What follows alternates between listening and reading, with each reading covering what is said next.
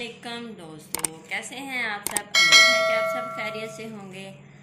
आज मैंने बाहर से ऑर्डर करी है चिकन राजस्थानी हंडी।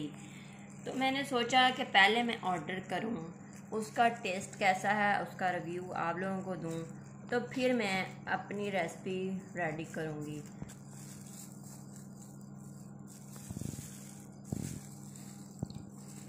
तो इसलिए आज मैंने टेस्ट के लिए बाहर से हंडी ऑर्डर करी है।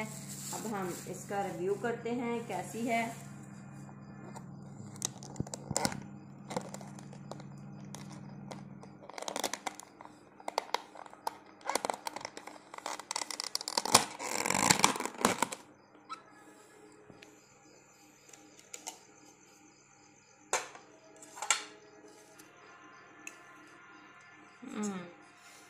खुशबू तो इसकी अच्छी आ रही है। अब देखते हैं टेस्ट कैसा होगा इसका। ये देखें, छोटे छोटे पीसेस उन्होंने किए हैं चिकन के, बहुत ही छोटे।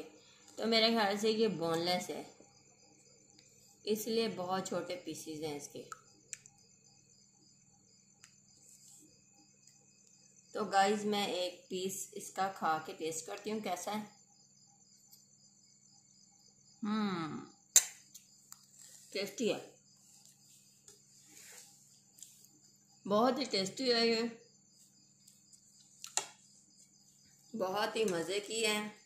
और बहुत जल्द मैं अपने चैनल पे इसकी रेसिपी आप लोगों के साथ शेयर करूँगी।